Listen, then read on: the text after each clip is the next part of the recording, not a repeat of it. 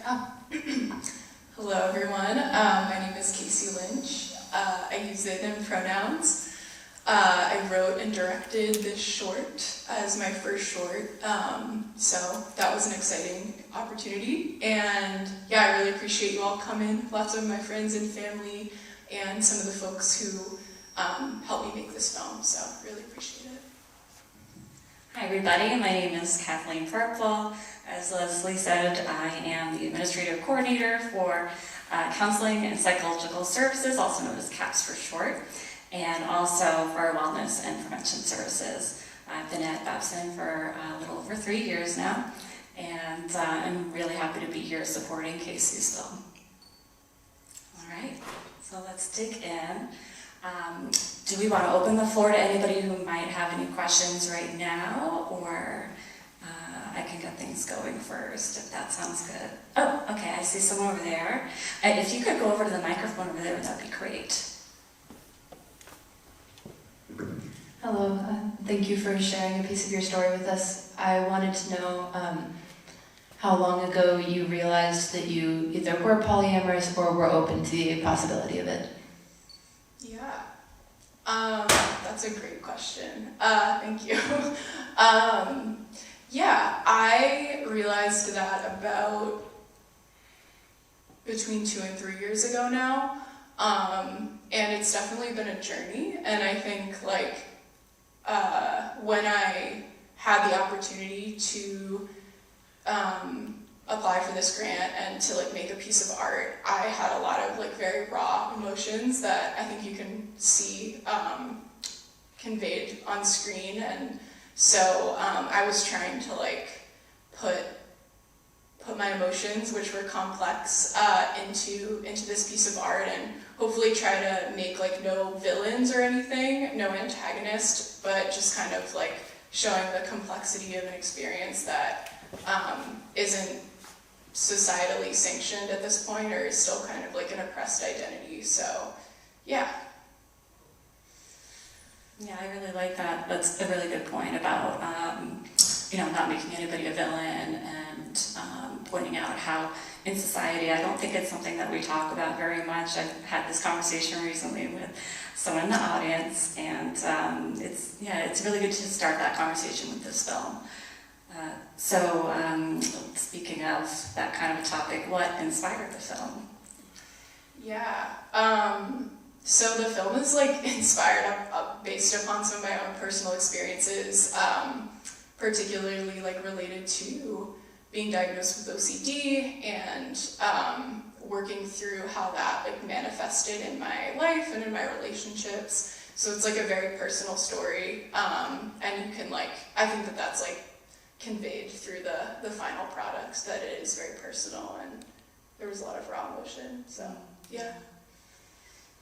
Yeah, you can definitely see the vulnerability for sure in the main character, and I think that it really speaks to anybody who has any kind of experience with, and I guess you could call it an alternative type of relationship from the norm, the default. And I love one of the lines from the characters about, from Alina, about just feeling so confused and, kind of what's going on in my life? How do I handle all of these challenges that come along with, the default that we grow up with of being monogamous and being straight from birth, right? And so I really like that about the film. So what was the process of applying for and receiving a Babson Student Arts grant like? Yeah. So it was honestly a really formative part of my Babson experience. It's probably the best part of my Babson experience. I initially applied for the grant in the fall of my 1-year MBA program. So I was doing that program for 12 months. So I was just a few months into the program at that point. And I was kind of struggling with, some mental health challenges. I was feeling pretty unique in the program, just in terms of the values that I held, and my background, which is not in like traditional business. I was a teacher, and then I worked at a composting business. So I just didn't have a traditional background, and I wasn't coming at the work from the same angle that I felt a lot of people were. So I was feeling kind of isolated, and I wanted to make a piece of art, and I was in a writing group, and so I applied for this grant, you know, going into the Babson Arts office and just saying like, what's available to me, and chatting with Leslie and trying to find other like artistic people on the campus. And Leslie Chiu, who was here just a moment ago, was definitely like my biggest advocate and like a huge mentor throughout the whole process. She helped me to, you know, take what had been like a smaller grant application process and sort of like figure out what resources I needed. And it eventually became like a much bigger project. I think like possibly the largest project that Babson Arts has funded, and you know, was able to get like a professional director of photography and hire like a sound recordist and actors. So it was just like an amazing opportunity to go from like, you know, saying like, I need help, like how can I make a piece of art here, to like having that support and like actually being able to see like a version on screen tonight. So yeah. That's you very proud.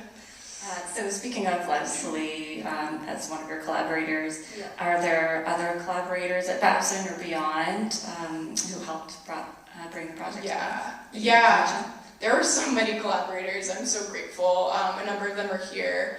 Yeah, I think like I've been writing since I was a kid. It's always been a form of like self-expression and healing for me, but it was the writing group that I joined a couple of years ago that was like a screenwriting group that sort of opened my mind to the possibility of like making a film, and the medium has felt really good to me. Like while I feel sort of like a novice in a lot of ways, and I feel like, you know, like there's a lot of mistakes that I've made and I know I'll continue to make, just like the ability to make art in community and to bring other people into your artistic vision and to support other people's artistic visions. It just felt so good to me to not be siloed, because I think writing can feel very like solitary. So yeah, it was amazing to have these collaborators. A few are in the audience. So Allie, who played Alina, is here. So thank you to Allie, did an amazing job. Sean, Sean McKay, who was a huge help in editing, and you know, kind of teaching me a little bit about what it's like to make independent film. And of course Leslie's here. My grandmother's here, who helped me make all the food for our shoot days, which is like so important. Yeah, I think those are the folks that are here that directly contributed. But and Michaela is here, who graciously gave up their home for me to shoot in for 2 days, and like only came back once for medication, and was definitely really scarred about like what we were doing in their home, but was very nice about it. Yeah, so yeah, so much support and like so much community, and I'm so grateful. So I'd like to give a round of applause to all the people who helped, and that's amazing. Thank you. Yeah. So you mentioned independent filmmaking. What is the relationship between independent filmmaking and entrepreneurship? Yeah. So yeah, at Babson, like as most of you probably know, the specialty, I guess, of the school is entrepreneurship. And so I took a number of classes related to like, you know, new ventures and entrepreneurship. And I think independent filmmaking is very entrepreneurial. I didn't really realize that when I first started this process, but you have to find all of the resources that you need, and you have to figure out how to like get money for the things that you need. And you have to like, yeah, I think entrepreneurship is a lot about like not knowing what you know what you want to do, but you don't know how to get there, and you have to be like willing to put yourself out there to like take the steps to get to that point. And I think independent filmmaking is like very similar. Like I started out with like, this is a story I want to tell, like I want to process these emotions, and make a piece of art about my experience, and I didn't know like all of the things that I would need, both like logistically in terms of like the production and also like like spiritually, collaboration wise, and so like figuring all of that out is, I think, very like entrepreneurial. You want to take a pause and see if there are any other audience questions, in case anybody has any thoughts. Did I see a hand? Oh, yeah, if you could go to one of those, whichever one's more convenient. And then you'll be next. Do you want to get up behind, or? I guess this is maybe, it could open up to be more of a personal question, so answer to your comfort level.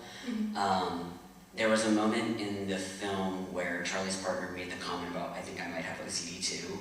And it made me wonder like how long they'd been together and what those conversations had looked like between them. Yeah. With polyamory, I'm sure like different partnerships have different levels of intimacy in terms of how you're speaking about things, but I wonder maybe what your perspective is on sharing diagnoses with partners and things like that, and just how it plays a role in those experiences. Yeah, thank you. Yeah, that's a great question. Yeah, I mean, I think my thinking about mental health has really evolved over time. I think like there was a time when I really identified with like the diagnoses that I've received, but I think that there's also like a good case to be made for like we're all like human and having human experiences, and like we, there's like a politics behind like diagnosis and behind the DSM and categorizing people in these ways. So I think it's like personal how people relate to diagnosis, but I know that like a big part of my lived experience and like a big part of like the things that I'm drawn to like make art about relate to like what people would term like mental illness or like mental health, and I think that those things certainly impact relationships as well. I definitely don't intend the film to be like instructive or like saying anything about how polyamorous relationships should be, because I felt that I was just trying to represent how I was feeling, sort of, and unfortunately I don't think our society has like codified like good models for like what healthy relationships look like, particularly like healthy non-monogamous relationships. So I think that's like something that like on a societal level we need to like confront. Yeah. And I would add my take on that scene. It felt like to me it was highlighting the almost like isolation that Charlie was feeling, that even your closest partner who wants to marry them doesn't quite understand what it's like to have OCD. So I thought that really kind of spoke to almost like the isolation, and then also how maybe Alina could also represent society that doesn't quite understand OCD, like like some social media or some media that you see that misrepresents OCD. I thought it kind of made me think of that, kind of like just poking that just a little bit. Yeah, no, I think that's a really good point. And I think that's the case with like a lot of diagnoses where like, there are these sort of like sound bites about them in the popular culture, and they get represented like over and over again in certain ways.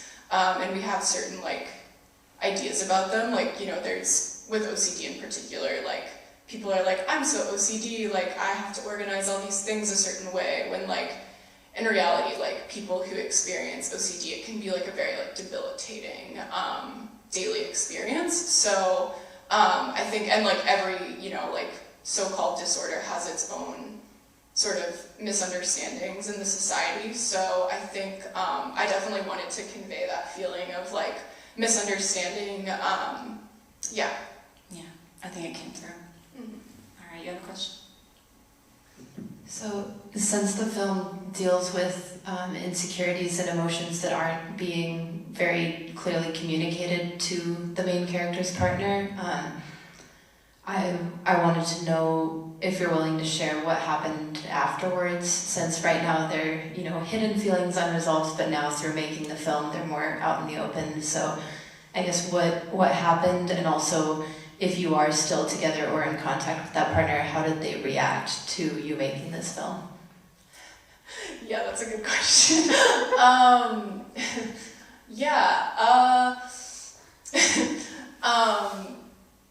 It's a good question. I think my intention when I wrote this was like, I think I wanted to make the mental illness, the antagonist, the situation, the antagonist, these are just really difficult feelings that we experience as humans that are amplified for some people.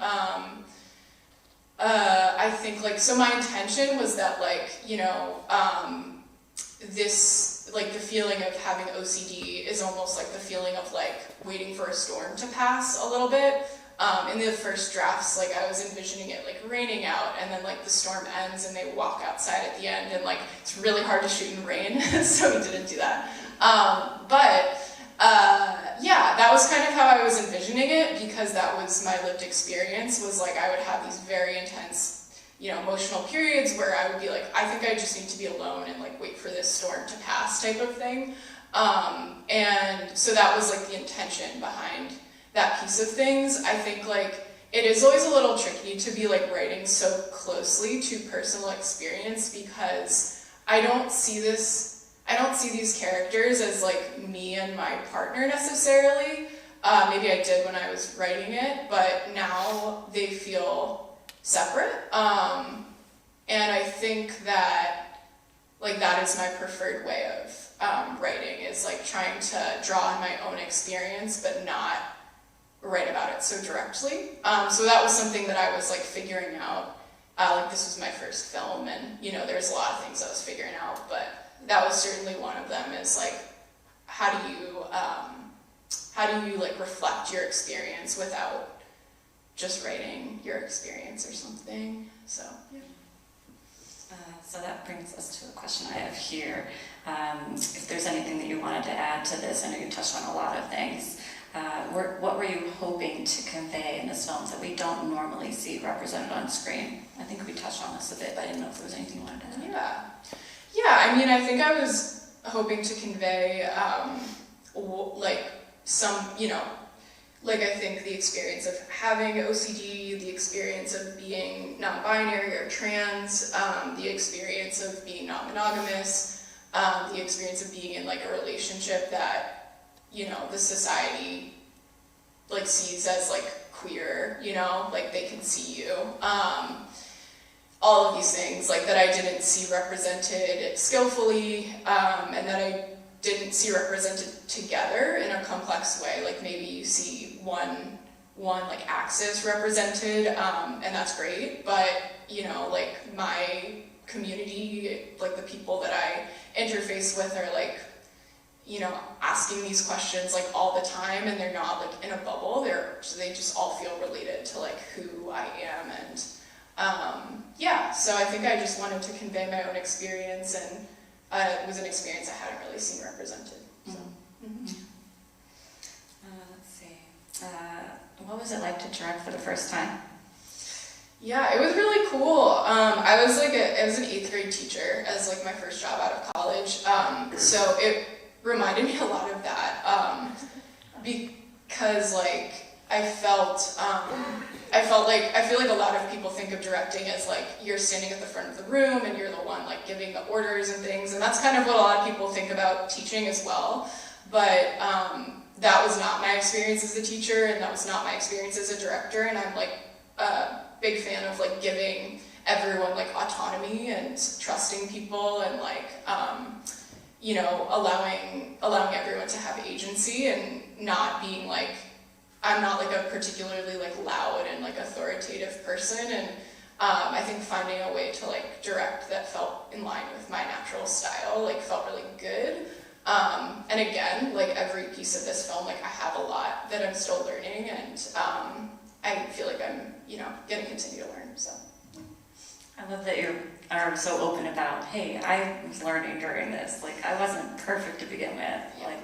and to go out and get a grant for that and go for it and have the support of your, community around you is amazing. Yeah. You must be, I'm just proud of you. I just met you pretty recently, Yeah. so. And then connected to that, what was it like to produce for the first time? Yeah, I love producing. It just like scratches the itch to like organize everything. But I loved it. Like I enjoyed just making sure that everything was like coming together properly and like lining everything up and developing the relationships with all of the people who would like become the collaborators. And like, I'm producing again on a friend's feature-length film now, which has also been a really great learning experience. So yeah, that was very cool as well. So, speaking of your friend's feature film, what are you working on right now, I wonder? So I'm working on my friend's feature film, spoiler. But yeah, so the film is called Cotton Fever. It's written and directed, or will be directed by Daniel Blake Schwartz, who's a local filmmaker. And it's about some of his experiences and the experiences of his community struggling with opioid addiction, and it's sort of like a realistic look at the opioid crisis on the streets of Boston. We're shooting that in April, and we're really excited. We're, working a lot right now to line up the cast and the crew and just make sure that we have, everything we need. It's, again, going back to entrepreneurship, like we've had to start a production company, and we're talking to lawyers, and we're fundraising, and so it all feels very much related to the education that I got here, and it feels really good to put that education to use for like the purposes of telling a story that I believe is important. So yeah, it's exciting to have on the horizon, and we're gonna edit this film again. We're gonna do another cut, and hopefully submit it to some like small queer film festivals and things like that in the next few months. Is that's what you're looking to happen next with the film? Yeah, we're gonna do another cut. This was like a really wonderful deadline to have a cut done, because I was like really delaying like looking at the footage for a long time and feeling anxious about it. So it was like really helpful to have this event to prepare for. But yeah, we're gonna do another cut, and then hopefully we will submit to film festivals in like early next year and just be like networking. It would just be like small film festivals, like meeting folks who could potentially collaborate on other like independent projects and things like that. So yeah. Keep building that network. Keep building the network. Reminds me of entrepreneurship. Yeah, very Babson, yeah. So you're speaking about cuts or changes, editing. Yeah. So how did the film that we saw tonight differ from what you envisioned while writing the script and first applying for the grant? Mm-hmm. Yeah, I mean, it differs like vastly. I feel like it has all of like the reality of like, you're like, this is what's in my head, and it's amazing, and it's like my own experience, and it's so like visceral to me, and then you have to translate that into a piece of art that other people can like consume and understand, and like, not to mention like the technical aspects of filmmaking, with like, sound and lighting and directing actors, and so yeah, it's really different, but I think that that's just part of the process, and I hope that it will continue to evolve. I think that we're going to try to do some more edits to sort of like play up the intrusive thoughts and cut out some of the things in between, and try to like really convey that experience through color and through sound. So I think we're gonna be like we're gonna have fun, me and a few friends doing that. So yeah, I don't know, it's just been really cool to be able to play and experiment and share, and kind of push myself to do that. Yeah. I feel like you touched on this a little bit. How did your entrepreneurship education at Babson inform your work on this film? Is there anything else you wanted to add? I mean, I think that's mainly it. I think like yeah, I feel really fortunate to have the grant and to have the structured support of Leslie and Babson Arts. It's definitely a little bit harder on this feature film with the scale being much bigger and without the support of like an institution like this behind us. But yeah, it's a good scary, like it's that entrepreneurial spirit of like what's gonna happen, like how can we pull this together, and I think that's like part of like the joy of like this medium of like independent filmmaking as well. So Sound familiar to anybody in the audience? How are we gonna make this happen? yeah, how are we Let's gonna do get it. the money to make Get this? it. Yeah, for sure. Any other questions before the last one I ask? Hello. Hi. I'm just wondering what message do you have for like other Babson LGBTQ students who might have grown up with the heteronormative idea of a relationship being between two people, and then also the other larger thing about mental health, which we know is quite prevalent in our community. Yes. Yeah, that's a great question. Yeah. Yes, it's a really good question. Yeah, I mean, I think it's hard to be a student, like, in general. I think students are, facing a lot of challenges right now, just like in our country. There's a lot of like disenfranchisement of students. Students are like faced with like tons of debt. There's a lot of like real material struggle that students go through. And like there's also like the cultural aspect of, being, if you're like someone with a marginalized identity in a space that doesn't necessarily welcome that or something. But I think that what was really helpful for me at Babson was finding Babson Arts, and also finding like close friends who understood me and like had a similar set of values to me, and that is not always easy. And it's also hard sometimes to be able to speak your mind about things that matter if you feel like the larger structure isn't set up to support that. But I would encourage you to like speak your mind, and if you feel comfortable, and be the voice in the classroom that's like challenging what you're hearing. I know that I was like often that voice, and people feared me a little bit sometimes.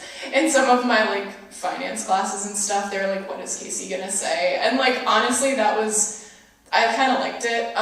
So I would just encourage you to be yourself and find like the right people will emerge based upon that. And we're fortunate to be well resourced enough that there are spaces for like artistic folks, for queer folks, such as Babson Arts, to like be themselves.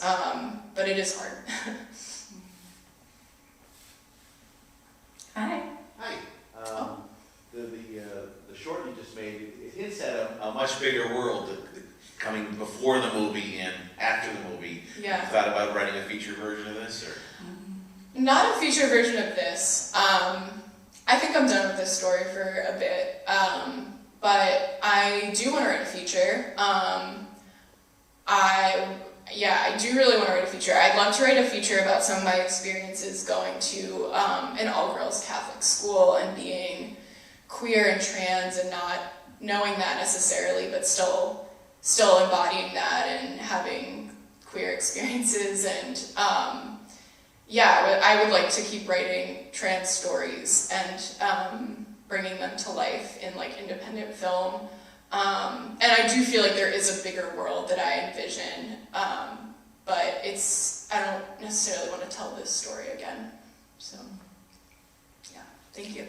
I do think it speaks to the richness of the story that you were able to capture in around 10, 11 minutes, to be able to have the audience think, ooh, what about the before? What about the after? Yeah. It's not just about the moments that we saw on screen.